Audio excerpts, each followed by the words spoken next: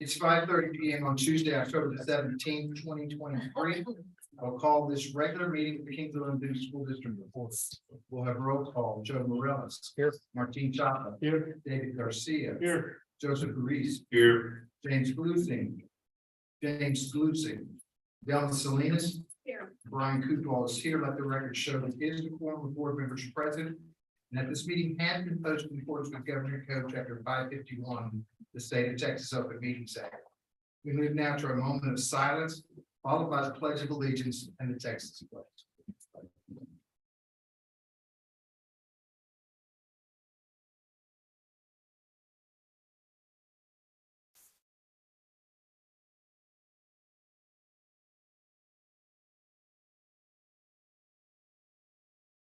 I pledge allegiance to the flag of the United States of America and to the republic for which it stands, one nation under God, indivisible, with liberty and justice for all. Honor the Texas flag. Allegiance to the Texas, one state under God.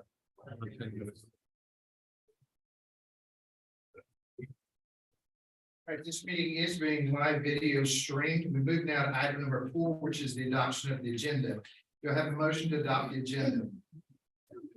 Motion made by Ms. Salinas. Second. Seconded by Mr. Morales. All those in favor say aye. Aye. Any opposition? Motion carries 6-0. Item number 5, public participation. Ms. Pettis, do we have anyone who wishes to address the board? No, sir. We move now to item number 6, communication from administration. Item 6A is the superintendent's update. That will consist of the ADA update, which can be found on page 3 through 16 of our packet, and then principal appreciation month. So at this point, we'll have the ADA update, Mr. Gonzalez and Mr. Scobie. Hello, Mr. President, Dr. Pettis, trustees. Our enrollment, am I being heard? 1 second, sir. Go ahead, sir.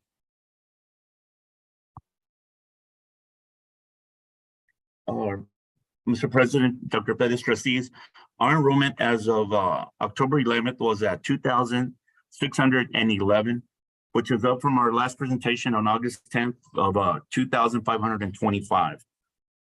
If can we go to the next slide?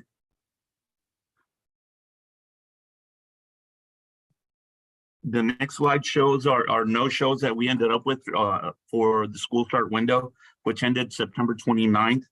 The elementaries were fantastic. We ended up with 0 at Harrell and 0 at Pettis. That means that all the kids were tracked. We know where they're at. They went to school and they're not at home for not learning. Harvey did have one. It was a tough case, but that was a great number we ended up with for the elementaries. The high school ended up with 25 kids and Gillette ended up with 1. Everything was done to try and reach the kids. A lot of kids had left their areas. We couldn't find, the houses were abandoned. They didn't leave any numbers.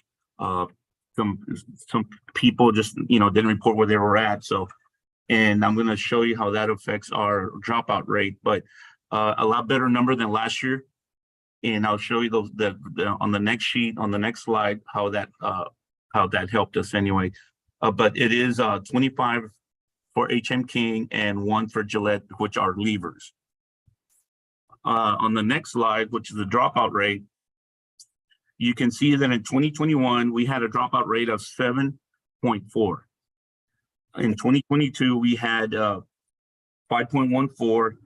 And as of this year, we look to have a 2.20 dropout rate, which is below the state average, and it puts us in a real good place moving forward. It was a lot of hard work by our people that were working this, which was PEAMS, parent liaison, CIS, and our IT department. Everybody did a lot of hard work tracking the kids. Reaching to them, helping them, trying to get them into school. And so as of right now, our dropout rate looks to be at 2.20, which is below the state average. Next slide, please. We, through eSchool, we were able to, hold on. Okay. We were able to see that we had 120 students come into King High School, HM King, 105 to Gillette, and 273 from to the elementaries, and that includes pre-Ks. On the next slide, we were able to identify a lot where those kids came from. As you can see that Kingsville ISD incoming students from previous districts. We had a lot of new students, 138. Head Start had 40. Jubilee, we got 37 from Jubilee, 23 from Rivera. And as you can see down the road, that we got a lot of kids from the area schools as well. San Antonio's there, we got 13 from San Antonio, Austin area, 13 from the Houston area. Alice, which I consider to be close. Rio Grande, we got 12, Dallas, 10. And from out of the country, we got 5. So we did have an abundance of kids come in as well. If you can go to the next slide. We had, this slide represents our leavers that left to other school districts. The good thing about this slide is that if they're here, it's because we tracked them. And again, it was a good job by our collaboration with CIS and Margie Galindo, who's our parent liaison, our PEMS department, Maria Cantu, on tracking these kids, marking them down, doing verifications of enrollment. And it took some time, but we got it done. And like I said, we identified where these kids went to.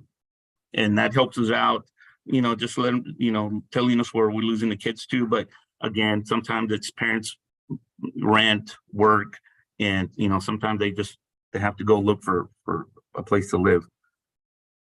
If you go to the next slide, it'll be our attendance slide, and it shows our attendance from July 31st up to October 11th.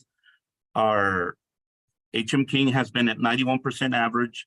Gillette has done really well at 93%, Harrell at 93%, Harvey has been at 94%, and Perez has been at 94% for an average of 93% district-wide.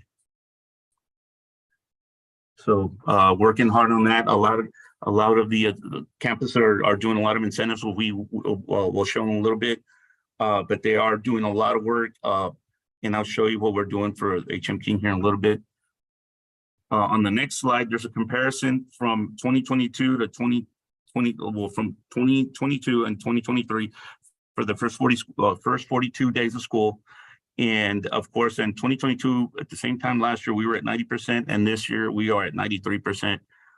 So we are moving forward. The schools are doing an excellent job of communicating with the students and the parents. On the next page, it identifies the court filings that we've done. We've filed on 28 students at the high school and 2 elementary students. Our first truancy court date is October 26th with Judge Gonzalez. Judge Gonzalez has 16 court cases. Judge Lee is going to have 12 court cases. Judge Barrera is going to have 1, and Judge Gutierrez is going to have 1. If you go to the next page, and it'll be our incentives pages. A lot of the schools have been doing a lot of work, giving a lot of rewards, giving out raspas, ice creams for good attendance. Some of the schools, all the elementary schools are doing drawings. If the kids have perfect attendance during the week, they get a ticket, and they throw in that little container, and that'll be to try and win a gift, a reward. Gillette is giving out LED lights, chargers, and little toys that Ms. Tanya Williams says the kids really enjoy. On the last page of incentives, our department bought some toys like the ones you find at Chuck E. Cheese, and we gave them out to all the elementaries, and hopefully they can use them for attendance for the kids, just to pass them out. Each school should get 1,000 pieces, as you can see there. Should get 1,000 pieces, and the first time we dropped those off at Harrell, there was a little girl mesmerized when she saw the bag of toys. And Dr. Trevino can vouch that she was mesmerized when she saw the bag of toys. And like I said, I think that'll be a big hit once they're exhibited in the hallway or wherever the teachers exhibit them. So everybody is doing a lot of work with incentives, trying to encourage the parents and the kids to come to school. And like I said, really excited about our dropout rate being at 2.2. And our attendance has been hanging in there at 93%, and that's pretty exciting news. Dr. Pettis. Thank you, Mr. Gonzalez.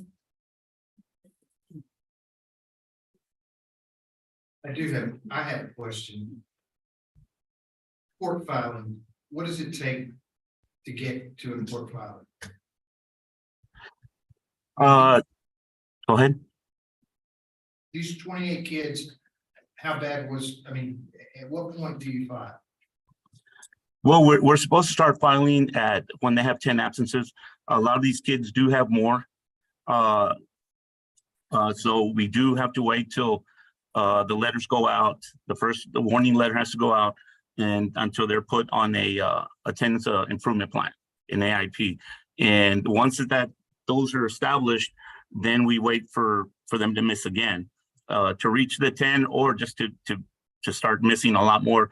We do give them the benefit of the doubt for they say they're going to improve. And if they don't improve, we have to file. And believe it or not, some of them do improve. And but we have already turned in 28 of them, and hopefully to curtail and improve attendance at the high school. This is a substantial increase over court filings last year. I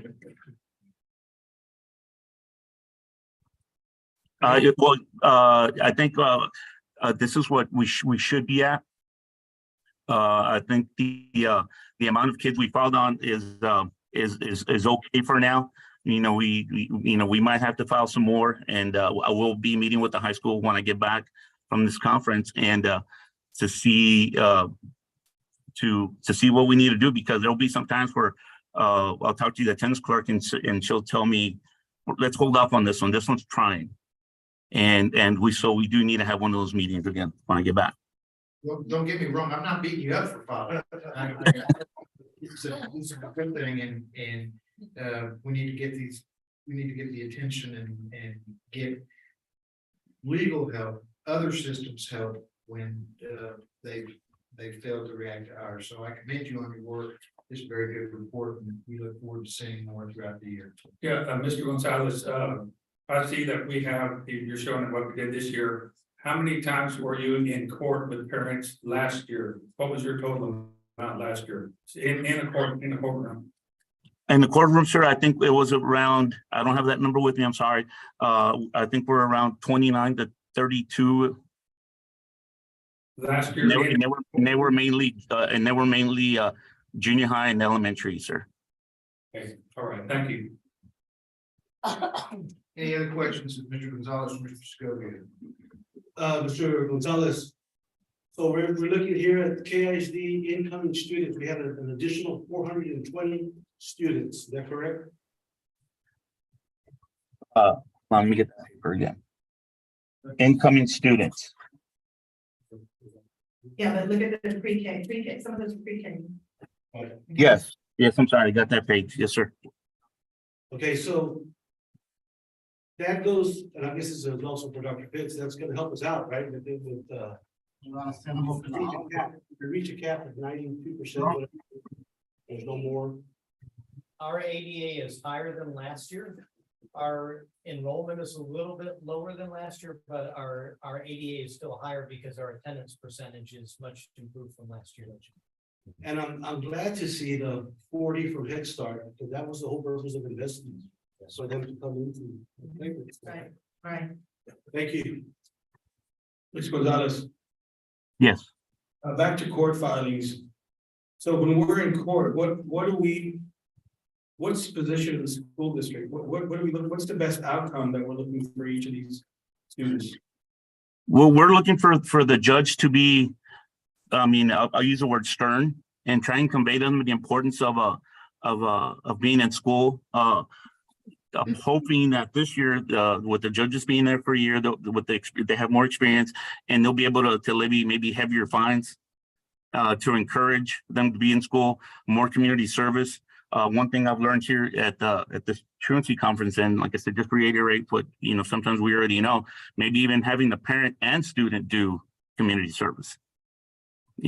So we do have to work with, I will meet with the judges and let them know that we're moving forward with attendance in the junior high and high school and elementaries, but we do need a little bit push with the older kids. Thank you. Any further questions? I'd like to thank all of the communities and schools, all the parent involvement, all the attendance committee, technology, everybody who's been, and especially all the campuses, all the work you all have been doing to help make sure our students are in class. Thank you all so much. Very much. All right, we'll move now to item 6A2, which is the Principal Appreciation Month. This can be found on page 17 of our packet. Dr. Bettis. Okay, Dr. Bessemeis is going to read the proclamation, I guess, from the Governor Abbott. And then I'd like for all our principals to come up so we can take a group picture, please.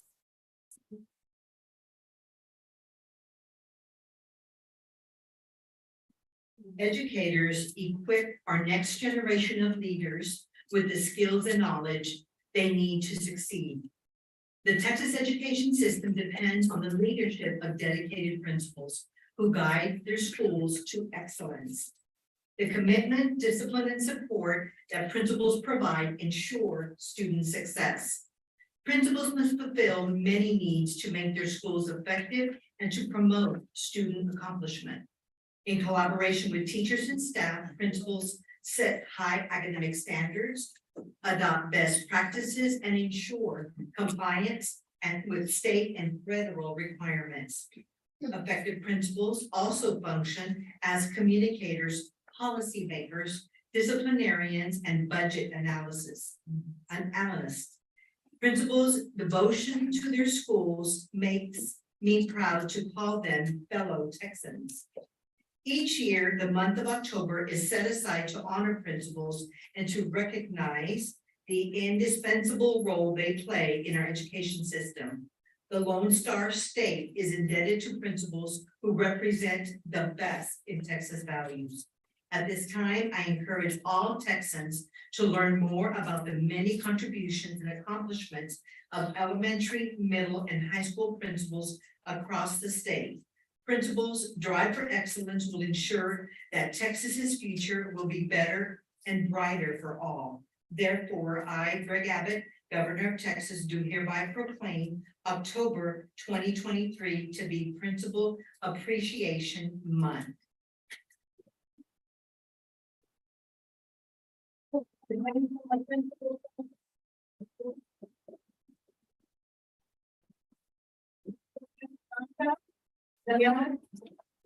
Dr. Gomez Aguirre, Dr. Alice Williams, Ms. Thomasina Trevino, Ms. Tanya Williams, and I don't see Miss Odie. Miss Odie went in home. She wasn't able to make it today, so we'll all take a picture. These are our principals of our public schools who welcome all students.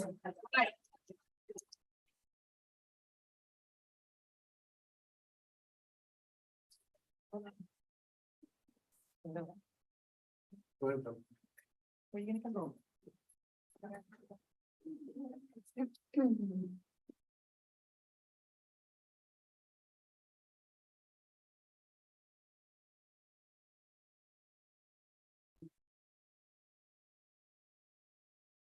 Thank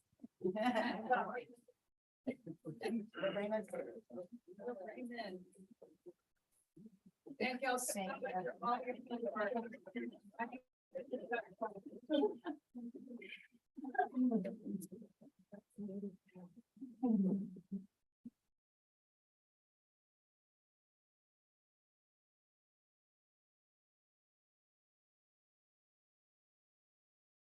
All right, moving to item 6B, which is the 2022 School District Property Value Study Appeal.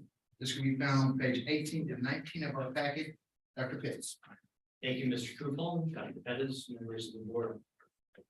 Every year, there is a disconnect between the appraisal values of the county and the comptroller appraisal values of the state. Because of that, the school district loses funding every year. If we did nothing and would stay still, we probably would lose close to $2 million every year. We hire a property value attorney to basically appraise and then haggle with the state so that we can arrive somewhere in the middle. In this case, Lineberger has given us $915,000 of additional aid that we wouldn't have gotten. So a couple of caveats on that. Number one, this is money that was for last year's budget. So, and it's still not finalized yet. So they are still finalizing how much money we are getting for 2023. I have to plan that. In this case, I plan that we would be receiving about 900,000 more. We received 915,000 more. So it's something that's already baked into the cake. It's not a windfall of new money every year. I have to estimate and try to figure out that midpoint in the middle. Where are the comptroller and the county? Where is it actually going to settle in the middle? And Robbie Harbrook from Lineberger is here a little bit more to talk about the process. Good evening. I'm Robbie Harbuck. I'm with Lineberger. I'm Director of Property Value Studies for the firm. Property value studies are released January 31st of each year. And the studies are performed really, the current year funds current year, so 22 funded 22-23.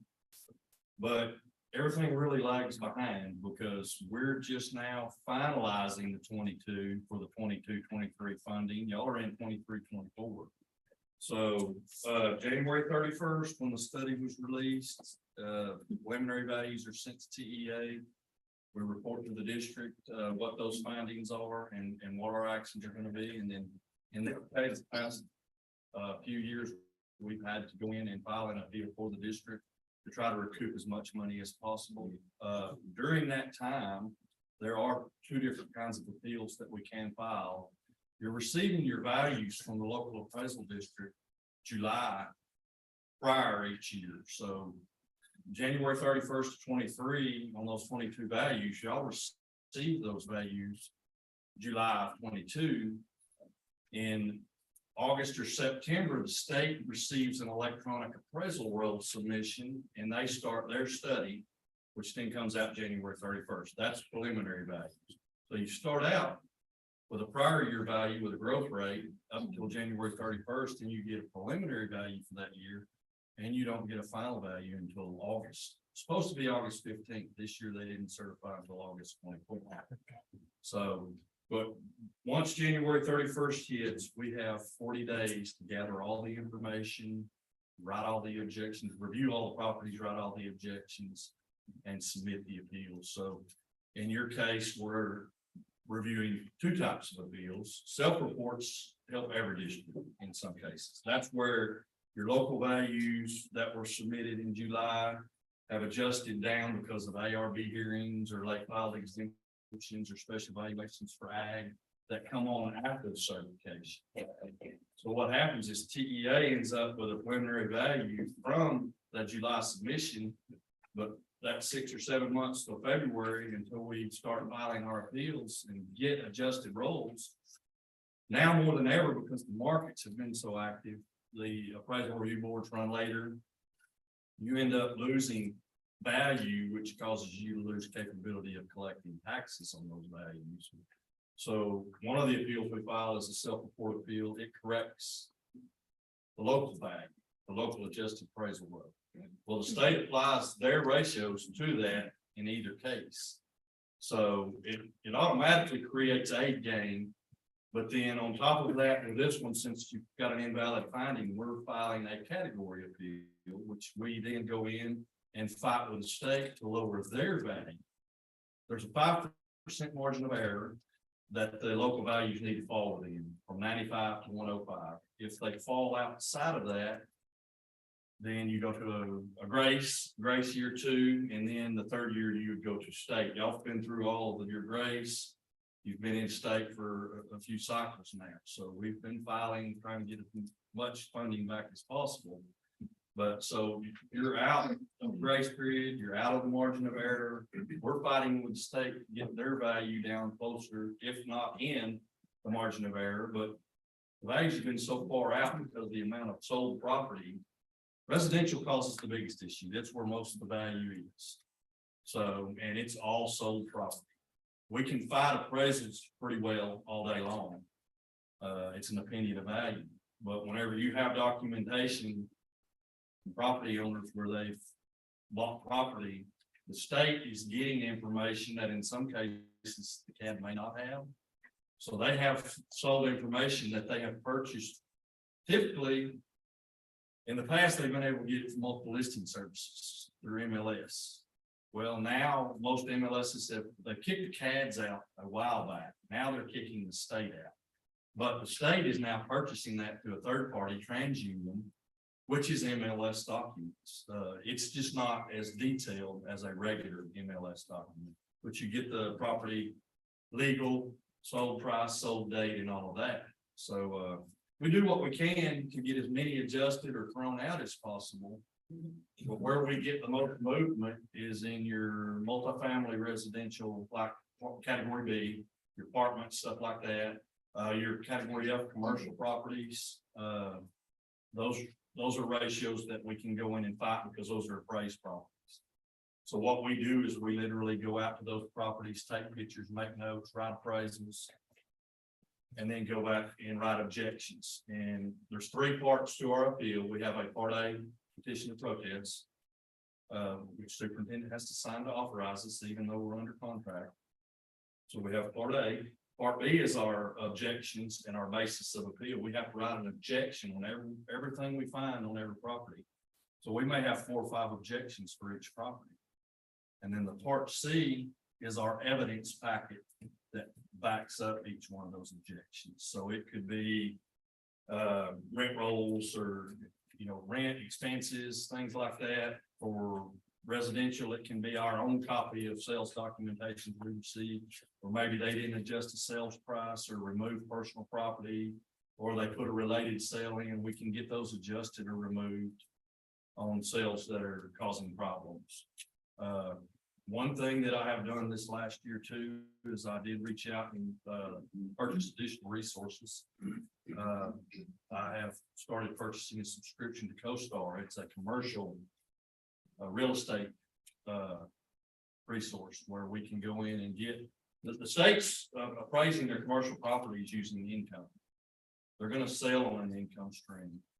So the state's using the income to do that. Well, they get CoStar or TREP or different subscriptions for commercial information. So that is one thing I also did this last year, to pull in more rent information, expense information, vacancy information, and it did help.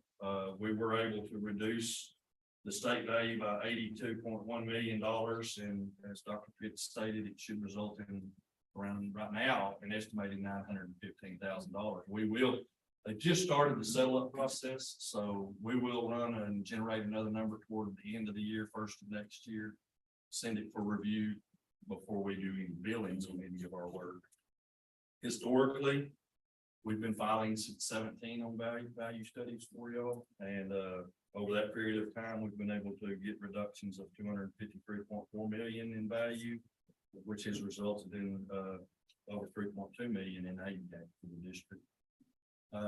Another thing that we do for the district is August 15th, when values are certified as final each year, it opens a 3-year time frame for us to file up to 3 audits on those appraisal rolls still. So what we do in the fall every year, like right now, the next audit cycle that will be closing out is 2020. So we're reviewing the 2020 adjusted rolls to see if there's any additional funding that we can pull in for the district from additional reductions for any kind of late filed ARBs or homestead exemptions or special valuations. If there was any litigation that was settled, anything the district's possibly had a refund on, we'll try to recapture as much as that as we can. If something falls out of that 3-year time frame, for a lawsuit, and you have a final judgment, that comes in and you lose additional funding. On one that's out of the standard time frame, once the assessor certifies those changes, we have up to a year to file an audit on those. So, because some of them can carry on for 4 or 5 years down the road. So, and that's something that typically the district has either not collected, they've collected a portion of, or they're gonna have to make a refund on part of it or all of it. So we, in that case too, we can file an audit to get funding back. So, with that, just to give y'all kind of an overall, I didn't mean to go on so long about that, but I wanted to give y'all a timeline on how, because these carry out for around 4 years from the time they start to the time they finish. Because your assessment date's January 1, you're not getting a value from the state till a year later, and then we have 3 years after that to file audits. So some of the funding, we try to get it as quickly as possible, but it's a process dealing with government agencies. We have to file through the comptroller to get the comptroller to recertify the TEA. TEA has to pull those numbers in before they ever start adjusting payment. So right now, they have pulled in the 22 value changes. So they have started the near final settle up, but it's not complete yet. But, does anyone have any questions? Yes, sir, I do. I could spend hours on this subject. I won't, I promise. But very near and dear to my heart. And this is the whole number of districts that are being found to be invalid is increasing exponentially across the state, and it's picking up some traction. Are you seeing more and more districts that are either wanting your services or should be wanting your services because the disparity seems to be growing? We are, but you start out with being invalid in your grace, you still get local fund assignment. But in most cases like that, when you're looking at grace, you're receiving local fund certified to TEA. So an appeals rate not going to increase any funding, but if there is a error in there that we can find, it's either all or nothing on the grace appeal. So if we find something in there that we can file on a grace appeal to flip it back, we'll file it. If it's way out, we're going to look at a self-report appeal, adjust local roles. We can get funding now. Only other question I've got so that I understand, I've got a piece of the puzzle that's missing. You can test the comptroller's values to who? Is it like another ARB at state level and who's the arbiter? Is it TEA? No, TEA is not involved. They do not receive anything until values are final, and then they're recertified by the comptroller to TEA. What happens is we file that appeal within 40 days. So January 31st is released, by March 12th, we file. It typically takes the state 4 to 6 weeks to respond to our filing. They'll come back and say, okay, we agree to this, we modified this, we disagreed to this. If they agreed to what we asked, it's done. That objection's finished. If they modified it, we can look at it. If it's reasonable, we can agree to it. If they disagreed to it, if we felt we were reaching, we can agree to that. Or if we really have a good argument, we can continue to disagree on the modifies and on the disagrees to carry those forward. So what happens is when we receive their response, we have 15 days to gather additional evidence and file additional disagrees. Once we do that, they have 15 days to do the same. And then after that, we have 7 days to sign up for an informal hearing. And in that informal hearing, what we're doing, we're sitting down in a room similar to this with the state, and we're going back and forth. We're showing our evidence, we're making our argument, they're agreeing or disagreeing. We do get additional change during that process. And is there a board that's kind of? They have their attorneys, and we'll have some of our attorneys, and that's an informal hearing. Gotcha. So from that point, if we do not come to an agreement, and in order to carry it any further, we really have to have a fight, looking at, well, we can actually flip this school district and local. To that point, we're fighting to get as much back as possible. So to go on to a state office of administrative hearings filing, the SOA hearing before an administrative law judge. Once we finalize the informal hearing, we have 7 days to file for a SOA hearing. And like I said, typically, and we do have some that are waiting. We had 4 that were pending. They made some additional changes on one yesterday that I ended up signing off on that we wanted, but we've still got 3 others that they haven't even set up for a SOA hearing. And to give you a timeline on that, we have a county down here that we had ag value issues on in 21. You know, not 22, but the year before. We filed SOA hearings on that, and we won before the administrative law judge, and the comptroller, Property Tax Assistance Division carried it across to the comptroller's office, which they fall under, and had them reverse it. So we're waiting for district court in March now. So that study was released January 31st, 22. It'll be the district court in March of 24. That's how long some of these can carry on. Well, I thank you. I thank you for your work. No, we may see a check that somebody thinks is huge going to y'all for 7.5% or whatever it is. And every dollar we've got to chase these days. Right. I think this is a much bigger issue. This legislature is not going to deal with it, but I think the next one is going to have to. They put a lot on the table every session, and then a lot of it dies. Yeah. Because there could have been a lot of changes this time. Yes, it could have. So it's and I don't know if anything will come out of this special session. That would help either. So, but yeah, no, there's always things that are on the table, but a lot of them tend to die. But we do continually pull in more and more resources every year. When I started out over 10 years ago with the firm, we had 2 people doing everything. And of course, I had to kind of, I came from appraisal districts. I was in appraisal districts. I was a tax agent for like 3 years, in appraisal districts for about 10 years. I was in the comptroller's office for about 14 years. Been here over 10 years now.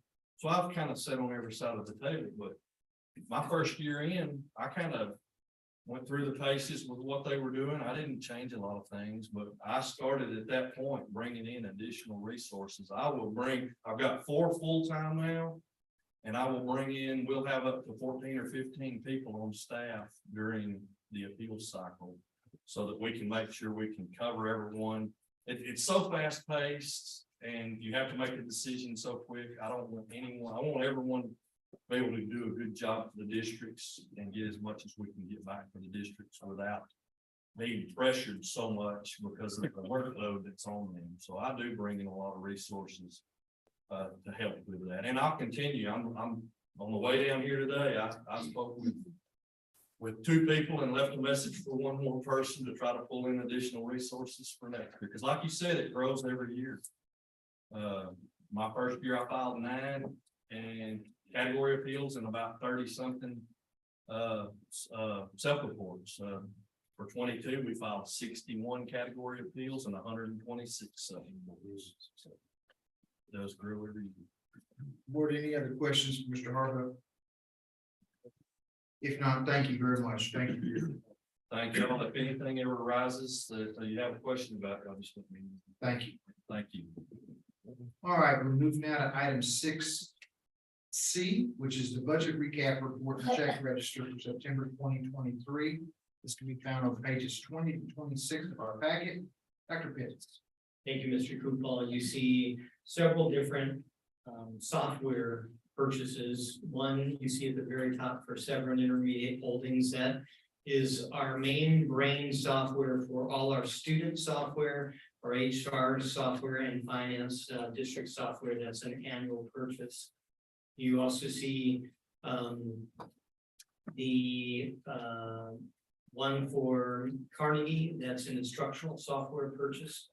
And then you see also Liminix, which is also our internet filter software, and then our time clock software too, where people clock in and clock out. So a lot of annual software purchases there as well.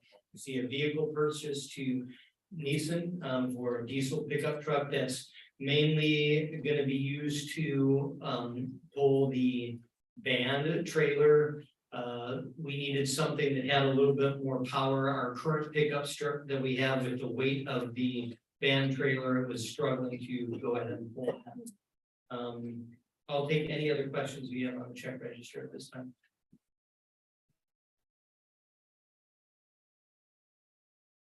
Any questions? Yeah, do we have that truck? Are we using that truck now? Is it already in operation? Yes. Okay, and what is it, Dodge, Chevrolet, Ford? Single, double cab, crew cab, what are we looking Double cab, 250. at? Okay, thank you. Any other questions? If not, thank you, Dr. Pitts. We'll move on to item number 7, which is new business. Item 7A is by common consent, the board agrees to consider as one action item the following, which can be found on pages 27 to 29 of our packet. Approval of special meeting minutes of October 5th, 2023, and approval of the T-test appraiser for the 2023-2024 school year. Having had a chance to review it, do I have a motion that we agree to consider one action item by common consent? So moved. Motion made by Mr. Ruiz. Seconded by Mrs. Salinas. All those in favor say aye. Aye. Any opposition? Motion carries 6-0. Item 7B, discussion and possible action regarding Red Ribbon Week proclamation, which can be found on page 30 to 31 of our packet. Mr. Governor. Good evening, Mr. Kupal, Board of Trustees, and Dr. Pettis. Proclamation Red Ribbon Week, October 23rd to be the 31st of 2023. Whereas alcohol and other drug use in our state has reached epidemic stages, with the 11 to 20-year-old age group dying at a rate higher than that of any other age group, and because our communities must join together to combat the unrelenting demand for drugs in our state and launch visible, unified prevention education efforts directed toward both youth and adult age groups. And whereas community coalitions are sponsoring the Red Ribbon campaign all across our state during Red Ribbon Week to offer Texans the opportunity to demonstrate their commitment to drug-free lifestyle. And whereas individuals and groups in government, law enforcement, education, religious institutions, sports team, and service organizations, as well as youth, physicians, and senior citizens will demonstrate their commitment to drug-free, healthy lifestyles by wearing and displaying red ribbons during Red Ribbon Week. Therefore, it is resolved that the Board of Trustees in the Kingsville Independent School District hereby proclaim the week of October 23rd to the 31st, 2023 as Red Ribbon Week in Kingsville, Texas. Also call on all citizens to join us in recognizing the efforts of the community coalitions toward eliminating the use of drugs in their communities and supporting the Red Ribbon Week campaign and a high quality of life for the youth and adults in Texas and throughout the United States. All right, board, you've heard the proclamation. Is there a motion to adopt? Motion made by Mr. Garcia. Second. Seconded by Mr. Morales. Any further discussion? Not all those in favor say aye. Any opposition? Motion carries 6-0. Thank you, Mr. Segovia. Item number 7C, discussion and possible action regarding the 2023 tax roll resolution. It's going to be found on page 32 to 35 of our packet. Dr. Pitts. Thank you, Mr. Goodall. So this starts the process again of the next year. So the first step is that the county submits their appraisal roll, and it is approved by the board and sent to the state. Then again, this is funding for the 2023-2024 year. And then in January to February, then the comptroller will submit their values, and then that's where all the haggling begins, and we won't find out till the very next year how much funding we're actually going to receive from it. So this is the very start of the process for the next year. I'll take any questions that you might have on this tax roll. Any questions? If not, you've seen the report and heard the recommendation that we approve the 2023 tax roll resolution. Is there a motion? Motion made by Mrs. Salinas, Second. seconded by Mr. Ruiz. No further discussion. All those in favor say aye. Aye. Any opposition? Motion carries 6-0. Item 7D, discussion and possible action regarding purchases over $50. It's to be found on page 36 to 37 of our packet. Dr. Pitts. Thank you, Mr. Gufel. I'm going to go over these three items. Let me just say there is one additional item that will be considered as an individual agenda item, the track that we have listed later on, but that is also a purchase over 50,000. Southern Computer Warehouse, 600 student devices. We're talking Chromebooks. This is something where every year student devices are going to need a certain amount of replacement in order for us to be able to maintain them. Students now are required to take assessments online. And again, every year there's not only wear and tear every year, but the devices usually have a lifespan of 4 years or so. So there is going to be a rotating replacement that you're going to see pretty much every year on student devices. South Texas Business Solutions, that is basically software that is for our cybersecurity and firewall antivirus. We looked at a few different quotes, and this was the one that was the best value for the district. And then the last one is the one for our property value appeal that Mr. Harbuck just spoke about. If the 915,000 stayed as is, it would result in about a fee of 7.5%, about $68,000 in change.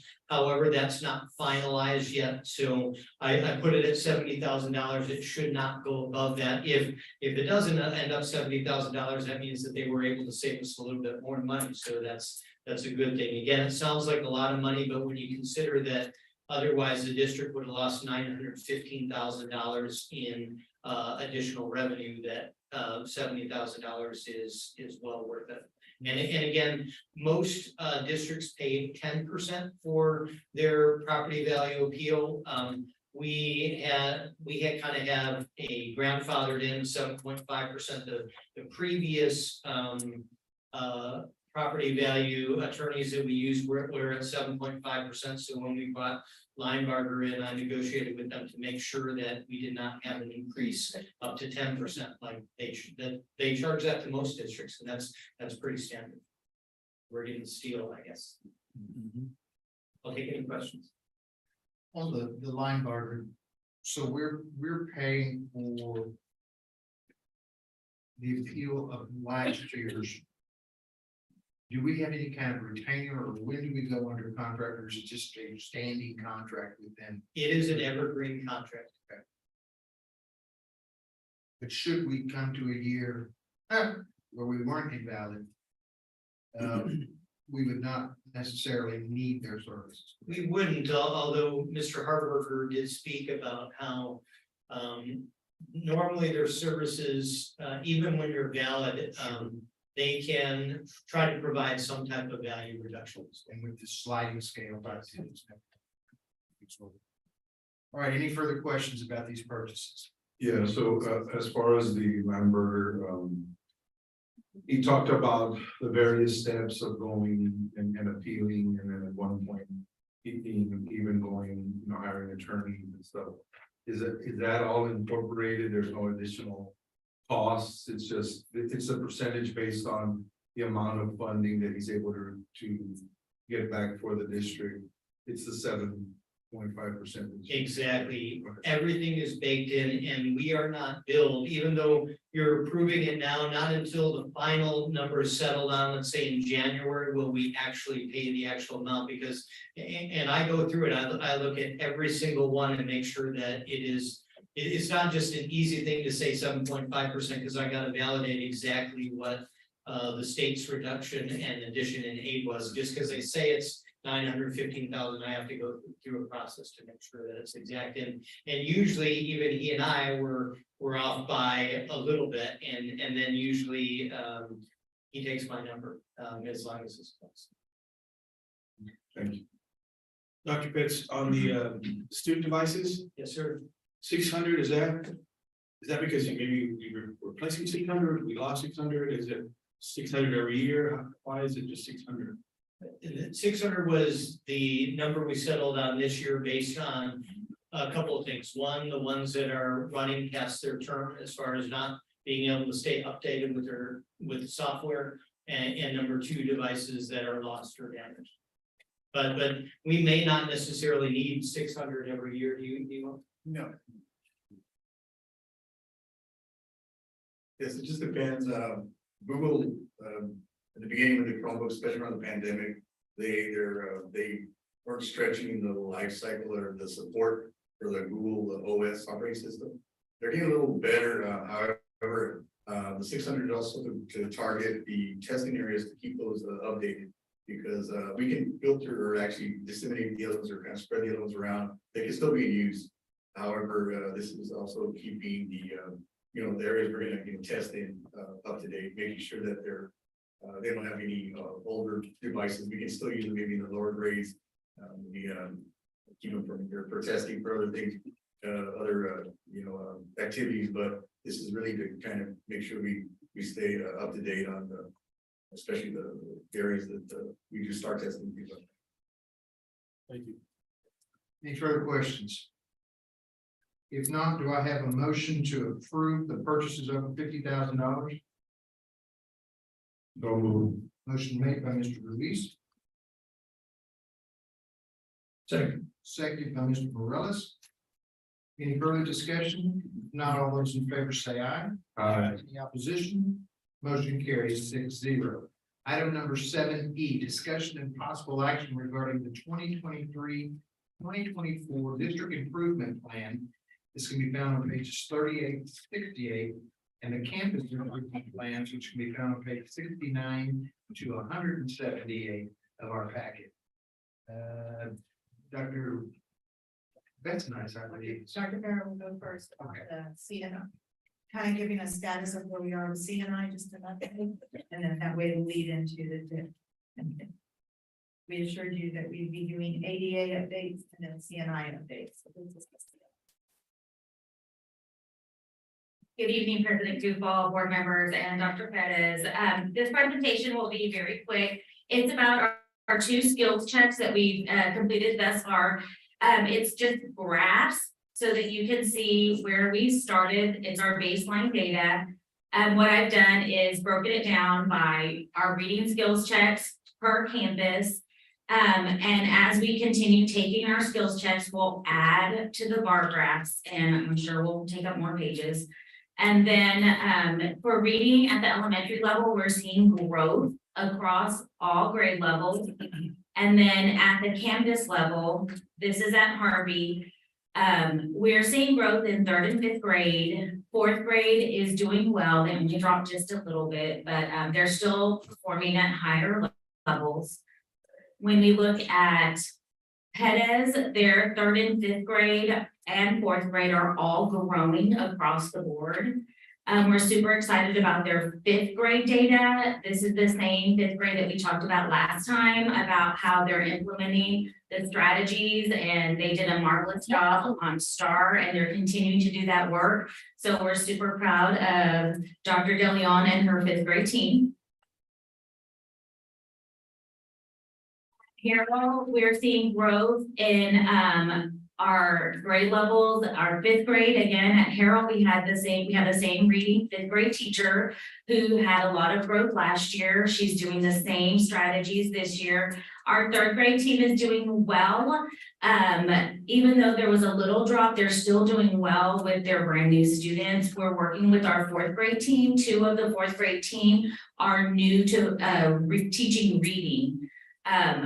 So we're working with the Harrell 4th grade team.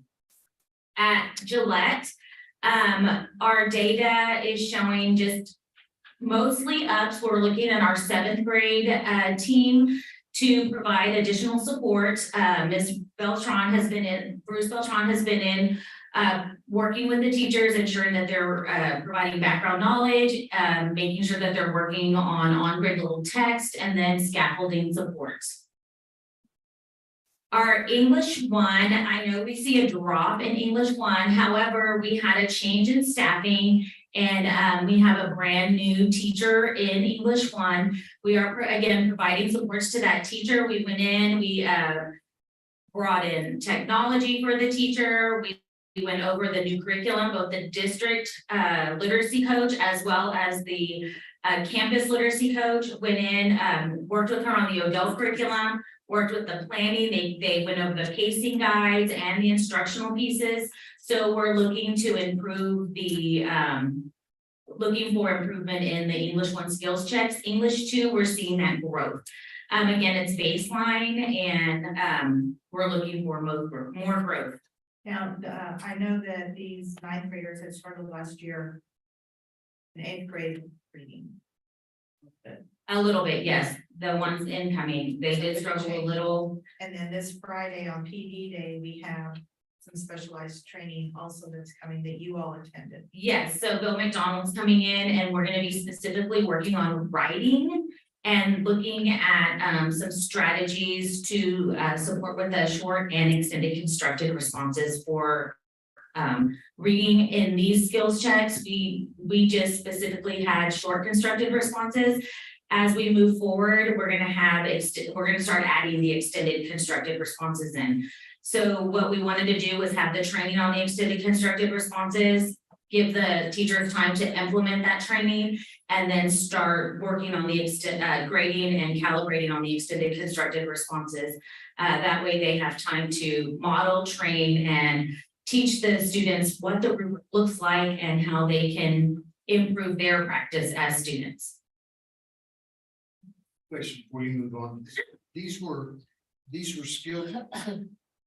skills checks that have been performed this year. Yes, sir. One, like fairly early in the year, about when? We had one in September and one in early October. They're about 10 to 15 questions. And they're created by our district and campus coaches. And then once they create them, they send them to the campus teachers, the lead teachers, for them to look at and provide feedback. It's based on our pacing guides, the teams that have been taught. And so they're cumulative based on our pacing guides. And the next one will probably be scheduled for November? Actually, later this month on the week of October 26th. Yeah.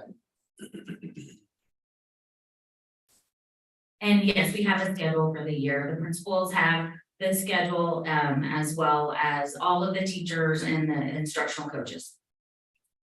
I think you provided a calendar a few weeks ago. Yes, ma'am. Yeah, it has those dates.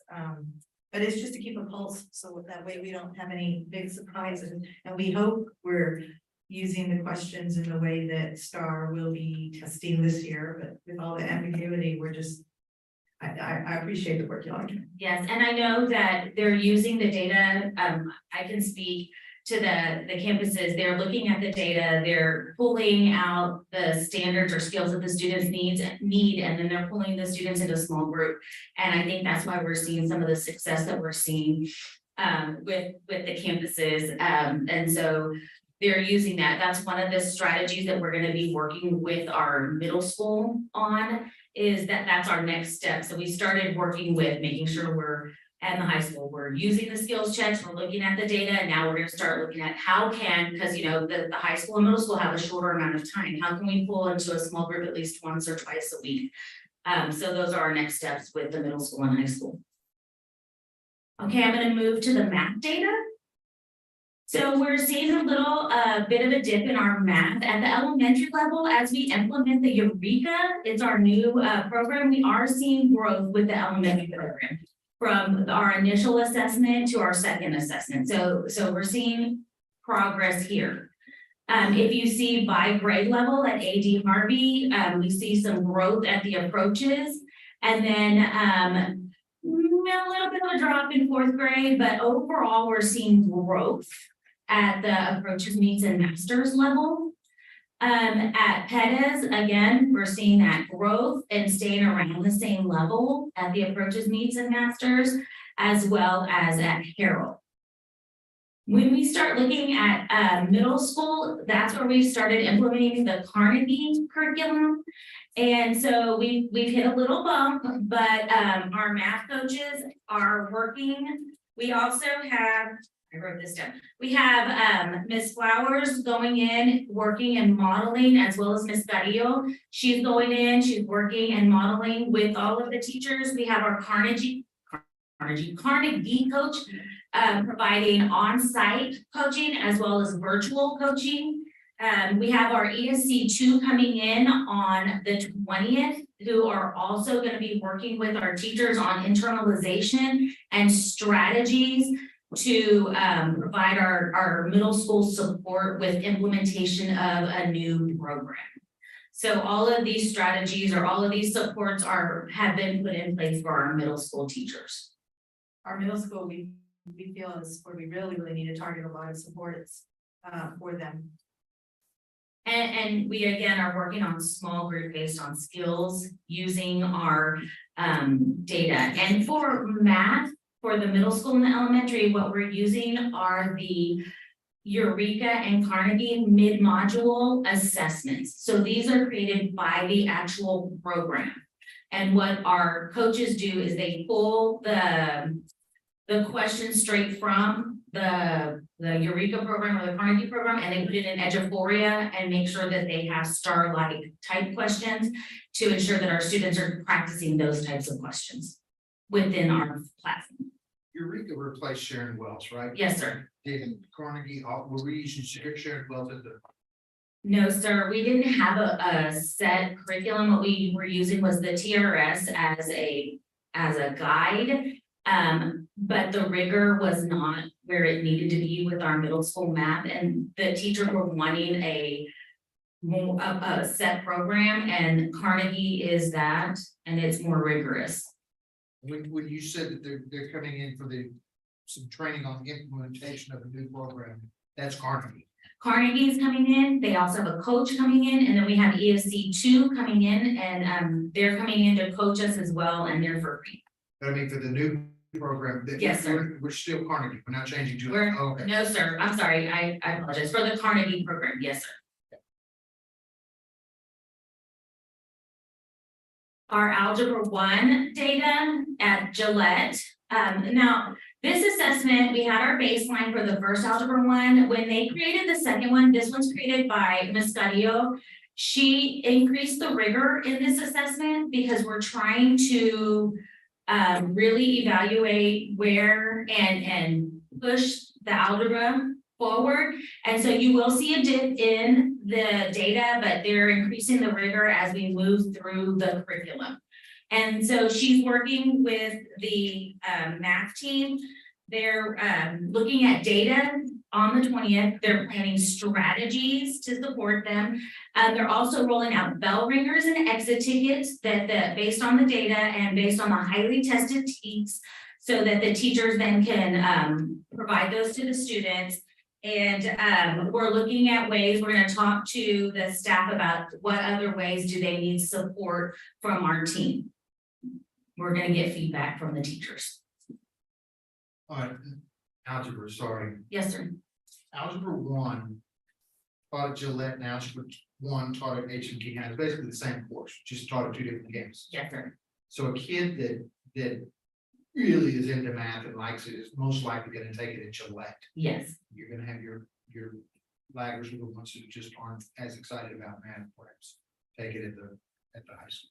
Possibly, most of our students at Gillette we're usually our master's students. We have three courses this year at Gillette. Then in our previous year, we had 2, and when we first started, we had just the 1. So we're really trying to increase the number of courses that we offer for Gillette. At HMK, it is a required course, so some of our students go into Strat Math, and then they go into Algebra 1, or some of them go into Algebra 1. So it just depends on the student. So the participation rate in algebra at Gillette, we're proud of that because it's improved 3 times. I mean, you know, Yes, first was 1 class, then 2 classes, now 3. So at least they're trying to take these higher level classes, which was one of our goals. But I'm glad that you're continuing to improve the rigor. We don't want to just show good grades, you know, we want to show, are they being tested on the rigor, and, you know, the rigorous material, so that way they're more prepared by the time the real test comes. this is our science data. And again, Ms. Flowers and Ms. Mendoza and Ms. Garza created these assessments.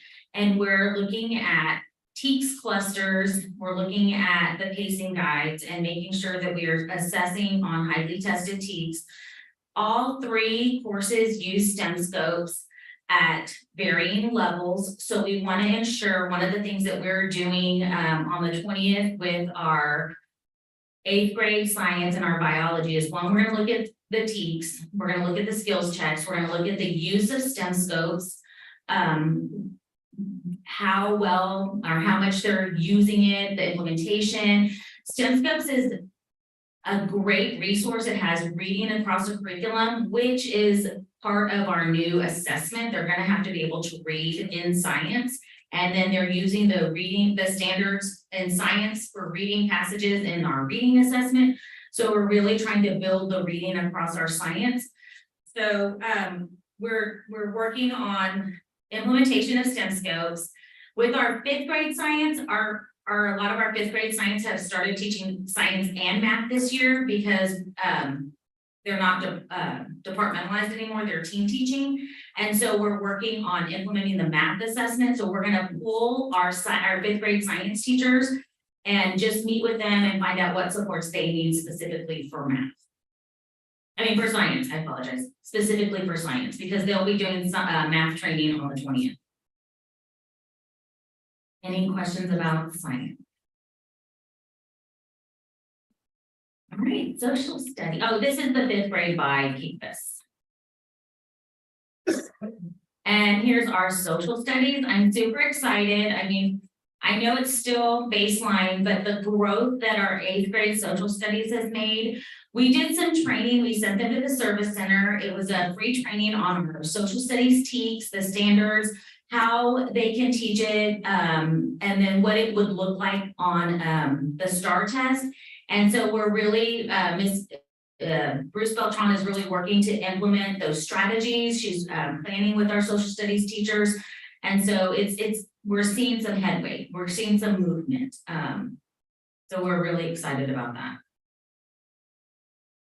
And then one of the last things we want to talk to you about is CCMR. I know we have, it's one of our goals is to really increase our CCMR. So what you see here is our TSIA to September testing. It is a baseline for the English and the math. And we have a plan this year.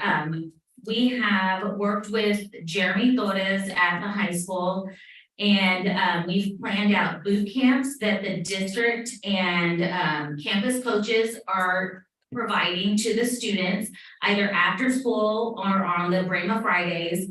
And then they test very shortly thereafter, either the following Monday or Tuesday. And then, and so every month we're creating a schedule to provide the instruction and then test. All of the students that take TSIA2 are required to have a pretest. So we're also ensuring that they have that pretest. It also gives us insight on what skills they need support with. One of the other things is our CNI team collaborated with our care team. And so that we can work with our care students to take the TSIA2 assessment as well. We have about 22 students, approximately 22 students that we're targeting. So we're gonna start with a pretest. We're gonna look at their data. We're gonna have our district and our campus coaches working to hold at least 2 boot camps and then a review, and then we're gonna give them the test the next day.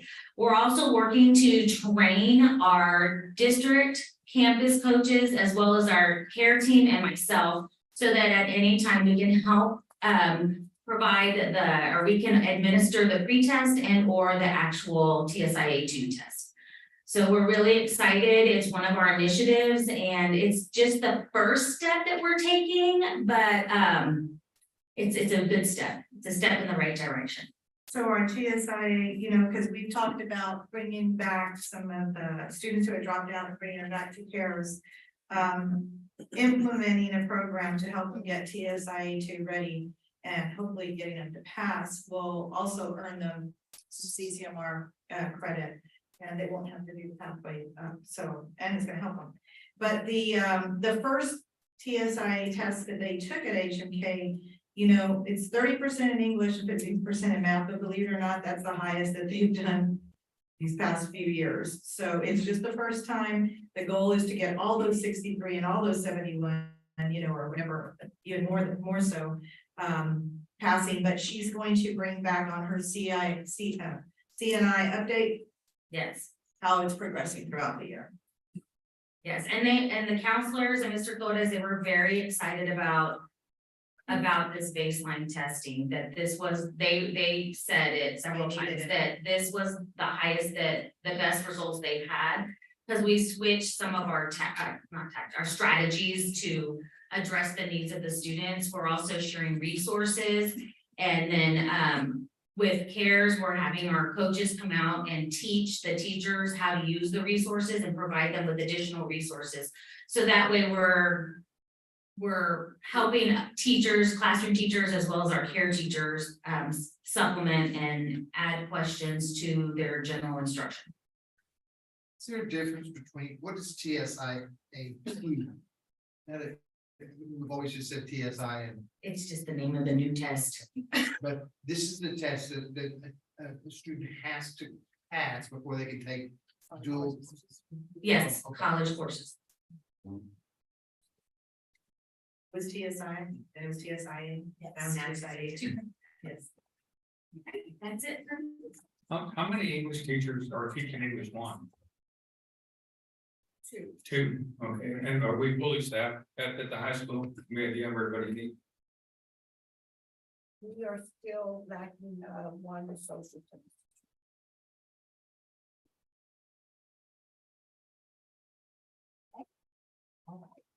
Thank you, Dr. Bennett.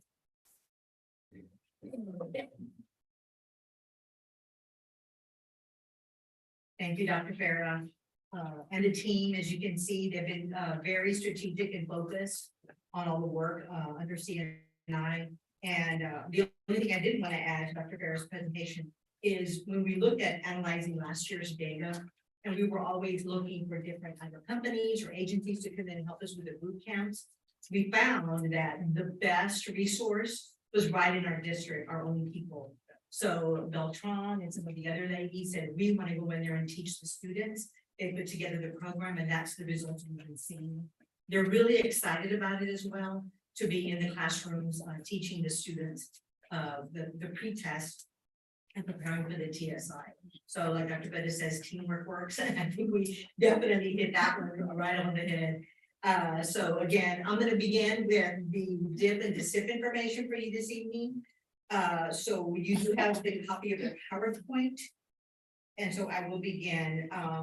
What is the purpose of the CNA and the district improvement plan?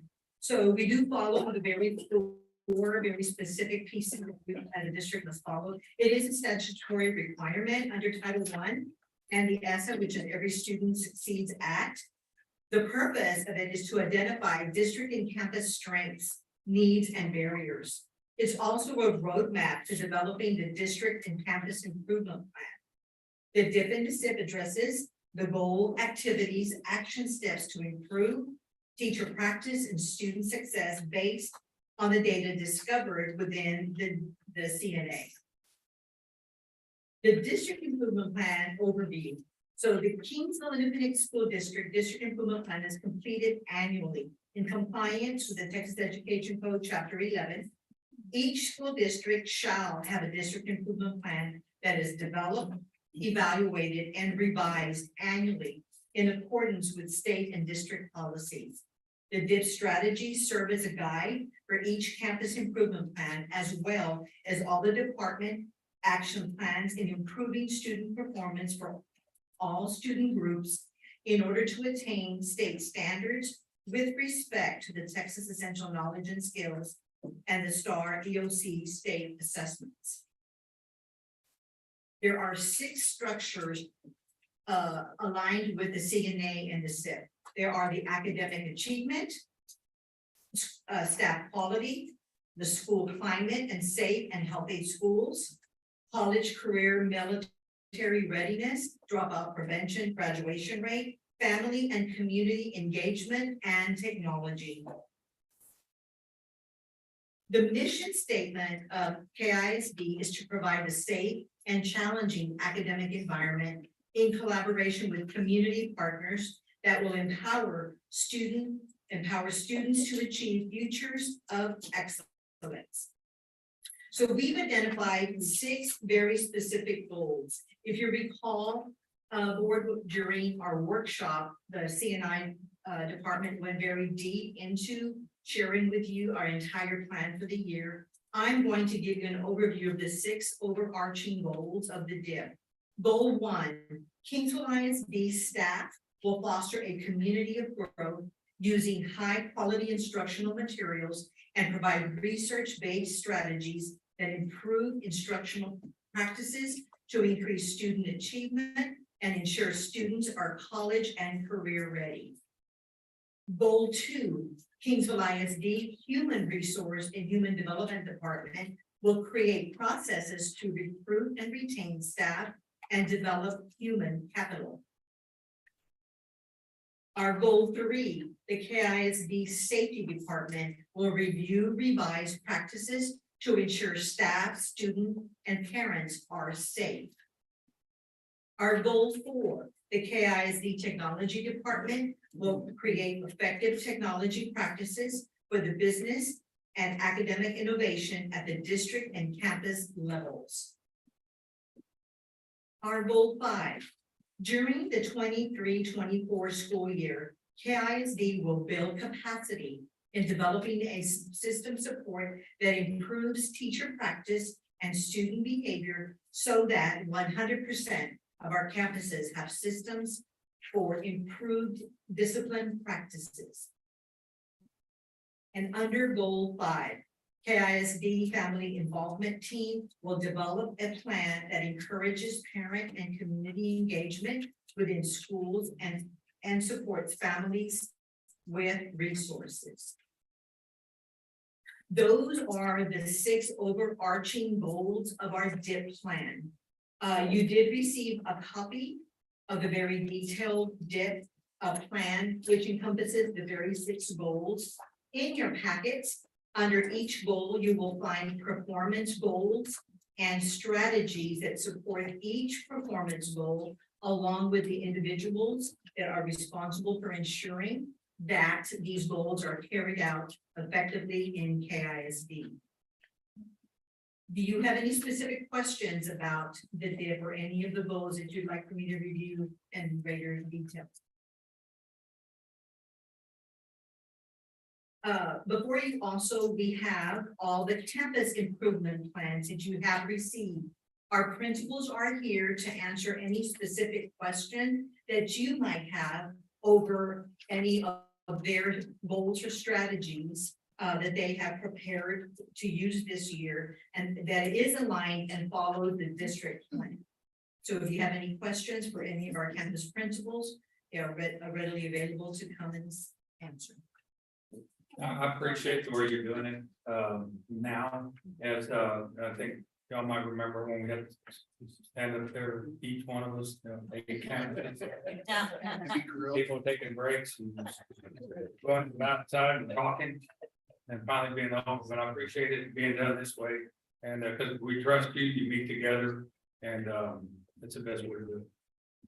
I really like that y'all are using mental learning. It's so much easier to understand. That's what we use, and so I like it.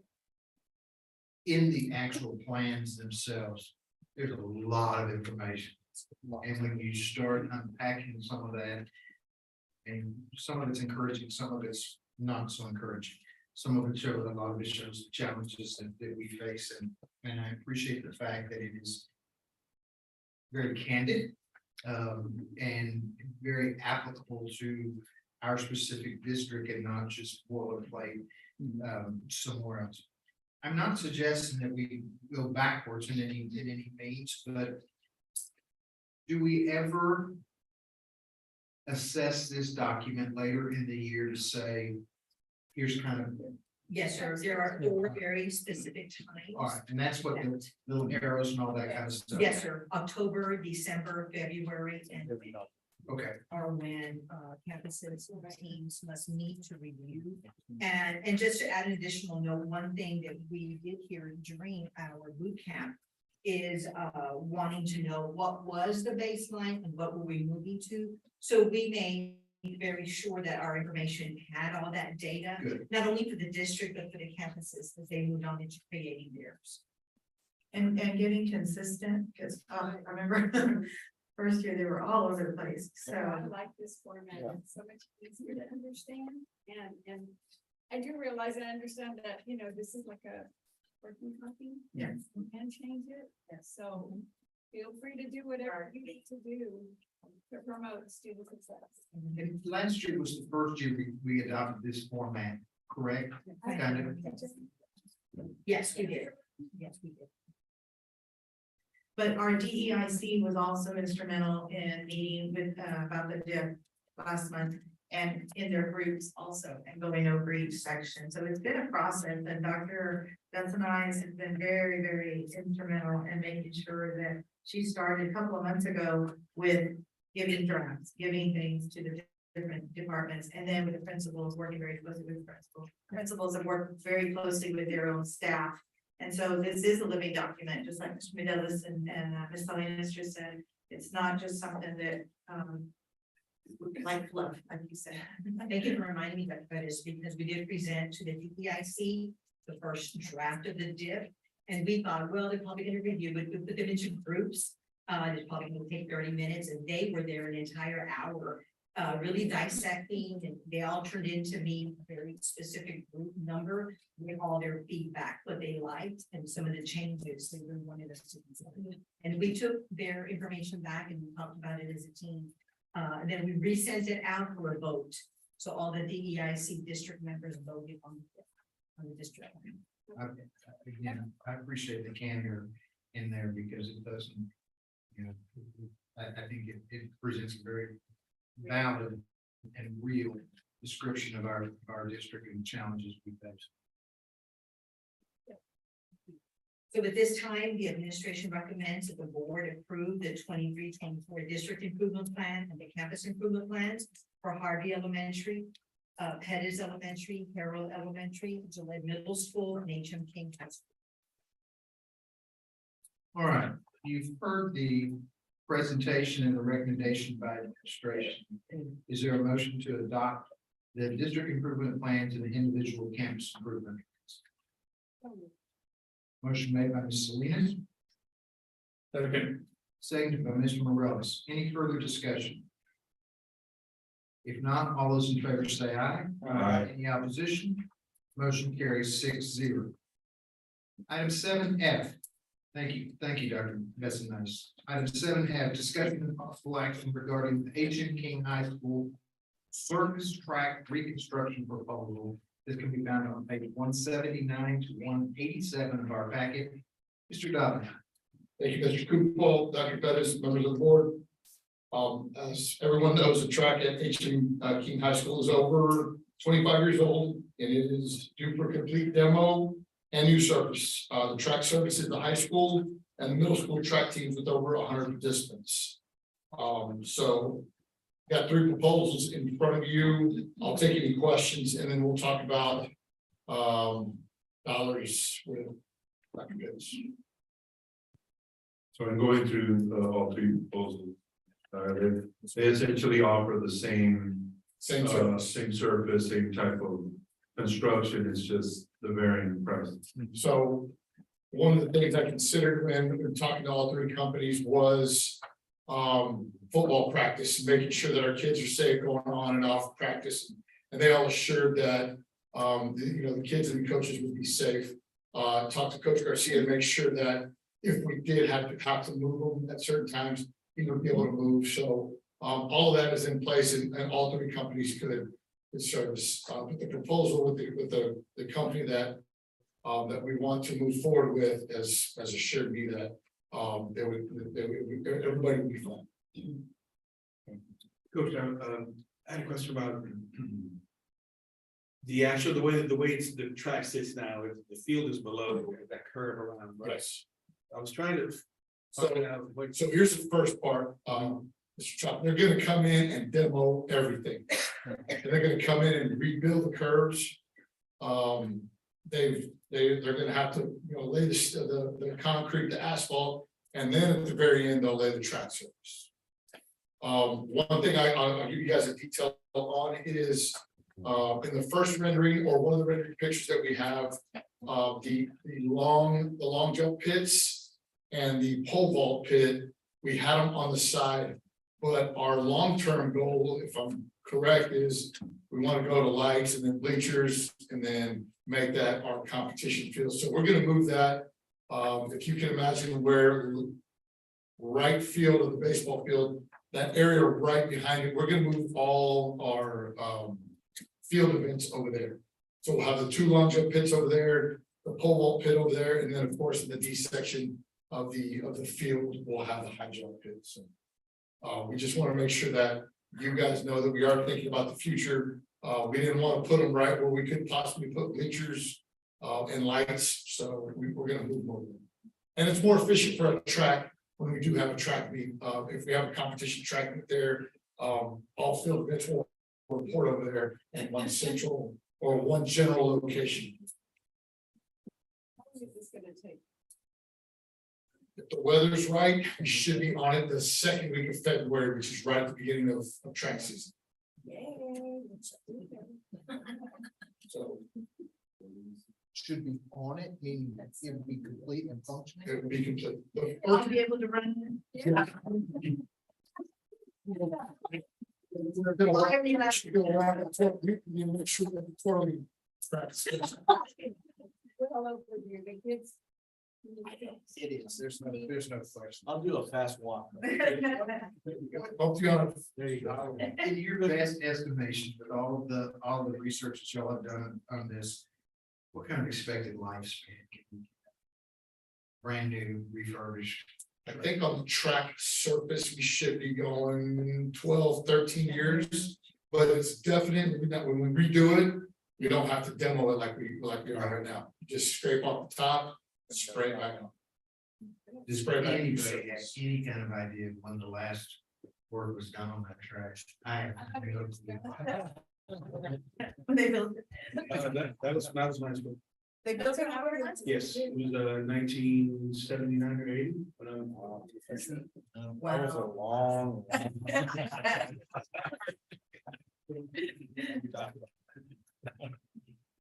All right. Any further? Let me pass it back. Yeah, he's been talking about it, Mark. Do it. So when we originally passed the 23-24 budget, we had a list of large expenditures that we put in, the total of $2.1 million for construction costs. In that was the track, it was also the roof over at high school, it was also the parking lot, the Gillette fence and a couple of smaller things. So in that, we only budgeted $900,000 for the track based on the recommendation we had from TASB at the time. We hadn't gone out quotes yet. So what this means is a couple of things. This is a little over $153,000 more than what we originally budgeted. So we have a couple of options. One is right now, again, we're not over the $2.1 million total that we have put for all construction projects. It could be that some of the other construction projects that come throughout the year that they are lower priced than what we budgeted. It could be that, like, for instance, the scope of, for instance, the parking lot that you have asked us to bring several different options for the parking lot. And then maybe we do part of the parking lot this year. And then, of course, the last possible option, if once we get to all the construction projects for the year and we are out of money, then the board would need to basically pass an amendment to approve the additional funds to be spent out of fund balance make sure they cover that, but we're not there yet with this purchase, because this purchase again is the first of our construction projects for the year, but I just want the board to be aware that this is a little over $153,000 more than we had budgeted when we passed the budget. I'll take any questions here.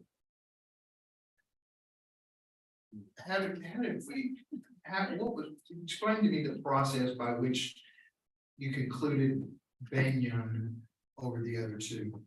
I haven't gone through it. Basically price, so the price is vastly different between the three of them. You're talking like 1.05 million versus almost 1.4 million versus almost 1.9 million.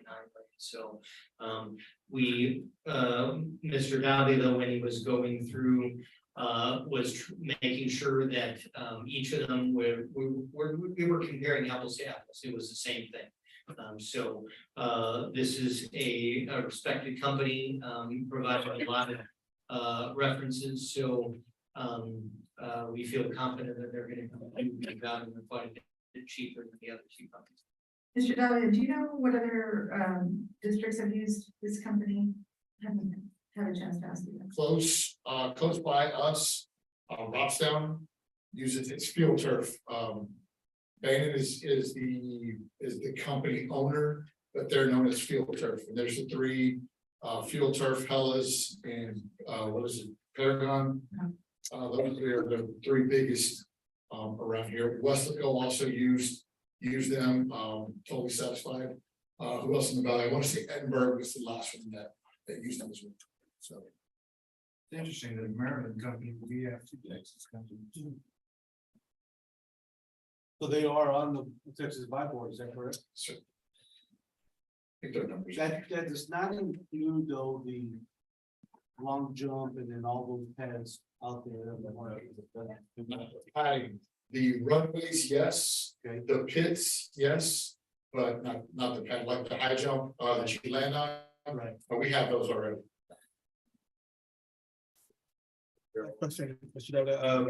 Shot put discus. Shot put discus will move from where it currently is to where all the field events are going to be. Are they in this, are they in the proposal as well? Yes, they will move. They will move. Good job. Oh, that's exciting. February, so it's right around the corner. You know, I've been reading the Rain of Time, writing the letters that they've sent, and many of them have asked for the trust. Excited. They'll be so excited. All right, I've got one more thing, Mr. Goofball. So by approving this, not only are you authorizing the district to spend the money, but also to negotiate a contract and move forward and have the superintendent sign the contract and just start the process full force. Well, we have 30 days as of the 29th. Is that right? 30, for the quote is basically what you're saying, that the quote is valid. Yes, so the next step would be, again, we would enter contract negotiations right away. Our legal team would be part of that. any further questions? All right. If not, do I hear a motion that we approve the purchase or approve the Banyan contract for the H.M. King High School surface track reconstruction proposal as presented and recommended by administration? So moved. Motion made by Mr. Ruiz. Second. Seconded by Mr. Chapa. Any further discussion? If not, all those in favor say aye. Aye. Any opposed? Motion carries 6-0. Thank you. Item number 8, the board will now enter into closed session in accordance with the Texas Open Meetings Act, Texas Government Code 551.071, 551.074, to deliberate and consider the following: 8A, discussion regarding personnel matters; 8B, consultation with legal counsel regarding pending legal matters. No action will be taken until we return to open session. We are entering closed session at 7:03 p.m. Thank you so much.